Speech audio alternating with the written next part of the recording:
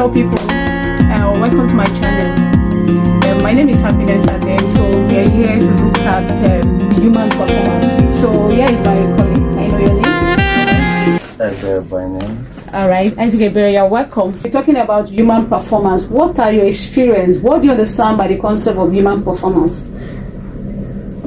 I think one of the things is looking out for others, like, and again, putting up every measure to make sure everyone is safe. When we talk about quality to work or being successful in your working place, okay. One of the things you need to look out for is your opponents or Okay. your colleagues. Okay. Yeah, I think looking out for them also creates more environment for everyone to work in a safe and a nice place. Okay.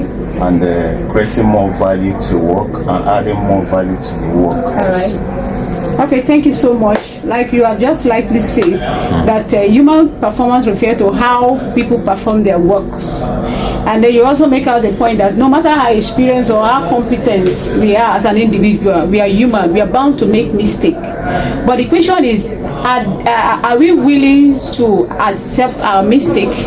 Are we willing to accept our errors? Because errors come from our superiors. Yeah. You know, we're subordinate under them and they try to call the attention of their bosses. They will tell you, shut up, you're not competent. So how then with motivation is because you need to be motivated.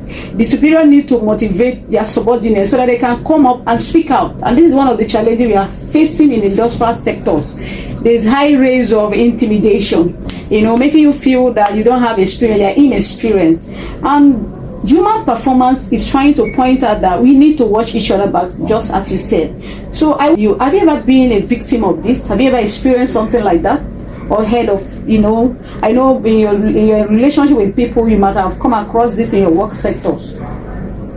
Yeah, I think we are at work, we have this thing we call great place to work. Okay. When we talk about a great place to work, this is where everyone, collective efforts, Okay. being the boss, not being the boss. Okay. The only way we can achieve a goal is when everybody puts his or her effort and drop your positions behind.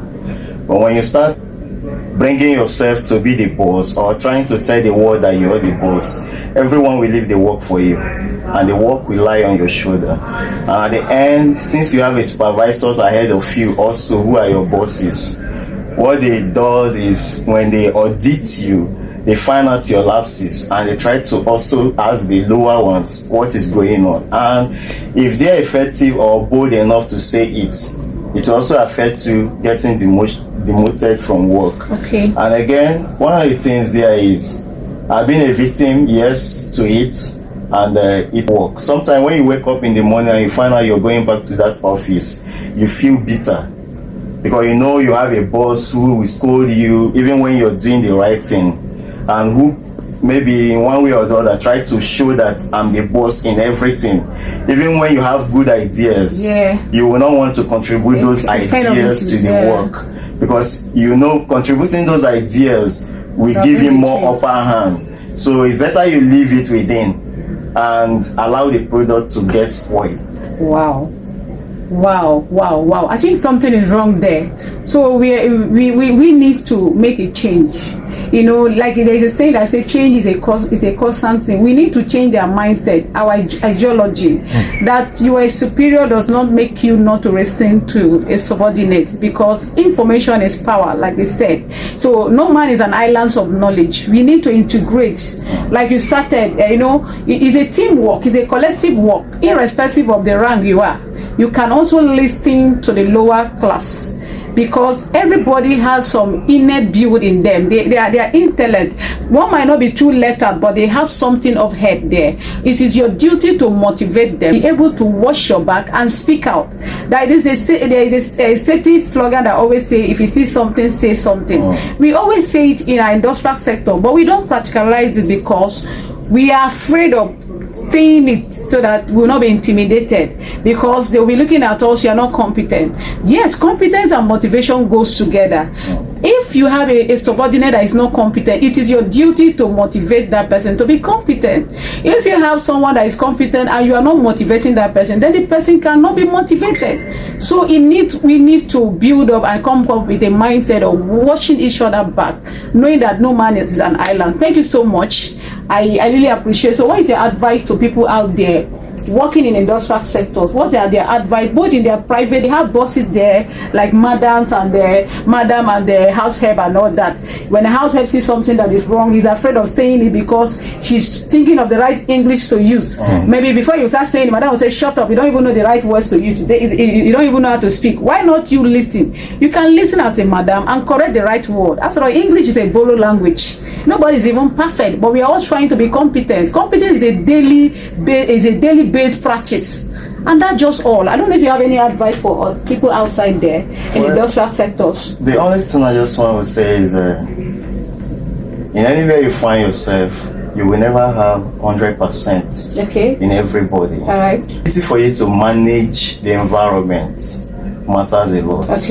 So managing the environment will give you more results. And what am I trying to say when I say managing the environment? You meet people that will upset you in the morning. You will meet people that will upset you even while you're working. You need that ability to condone whatever you see within at that moment and manage it very, very well. Knowing that where you're working is an industrial area. And anything can happen at any given time. This is where you have collective of beings, people all over the world. So with different characters. So the only thing there is try to manage everybody that comes along your way and create enabling environment or enabling ground for yourself to work. And you enjoy your work. All right, thank you so much. I think we'll end there by saying that accountability is where we take responsibility, not only for us, for our own safety, but for the safety of those around us, for the safety of our colleagues, for the safety of our children, for the safety of our family. We need to show concern and we need to speak up because we care. We don't speak up because we want to hate. And by so doing, it will help to build effective human performance. Even in our daily life, we need self-evaluation. We need people to look at our back. Am I doing right? Am I doing this? By so doing, you yourself, you can adjust. That's what we call adjustment psychology. Thank you for listening, for this opportunity. And when next, we'll be having more further explanation on this by other subheading. Thank you. Keep watching. Thank you. Thank you.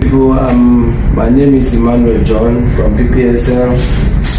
We are actually here on we call it the corrosion engineering to put all the cables in transformer in here, and being our first time in this field, and having been through the induction class, I believe that is where all the lesson, part of the lesson is being given to us.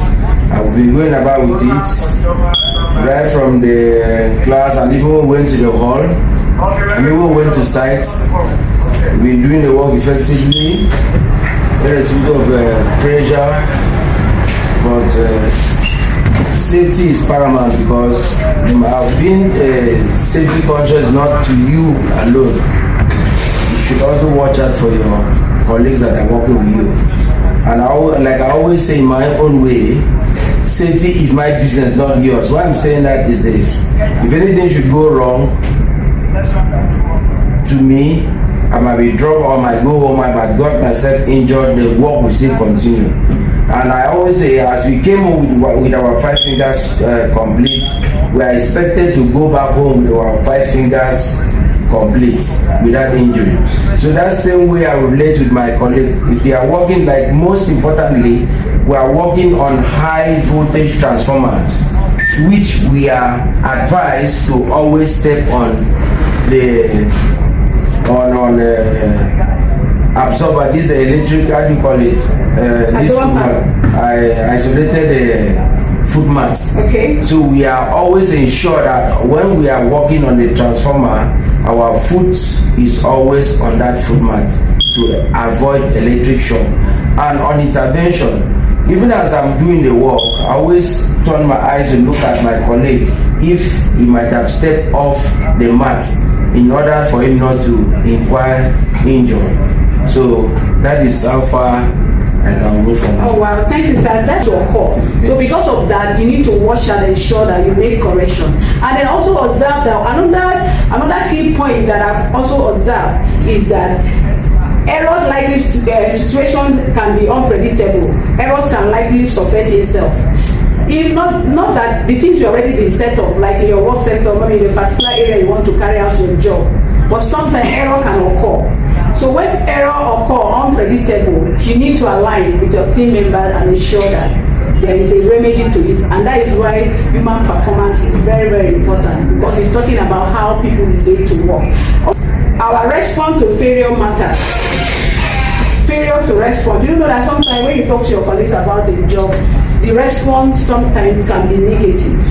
They feel that they are more competent than you. You don't know how long I've been in that job. I don't know if you have experienced something like that. Yeah. You talk about it, maybe you're trying to tell your subordinates that this thing is not well properly connected, and the person is looking at you, you don't know how long I've been into this job. So what is your advice to people out there? There is no one that is above mistake. We all learn as far as a task or a job is concerned. Because no matter how long you might have been in the system, you are bound to make mistake. And in terms of correction, people always allow depression to overwhelm them. Why I'm saying that depression is that you might have a situation at home, be it school fee, feeding and all that, or poor management by your company. And if you allow that to overwhelm you, if someone should talk to you, something that would have been well managed, if someone should talk to you, if you have that mindset, you might flare up and respond to that person negatively.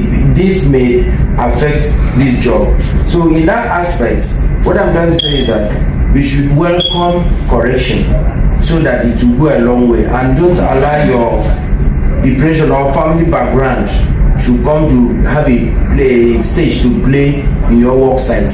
If you allow this to happen, it will affect the job and affect you as well. We have realized that human performance is very needful in our work sector. Even at home, we need someone to evaluate you. You need to see how you can adjust to ensure that you work safe. When somebody intervenes, it's not because the person wants to intimidate you, it's because the person wants your interest of safety, because the person wants you to walk home safe. And accountability is your responsibility. You need to own yourself. You know that you own safety. Safety is our priority. So even at home. So as you walk out there, ensure you maintain safety and ensure you integrate with your colleague and work safe. Remember, in human performance, you need to listen to your colleagues. You need to watch out for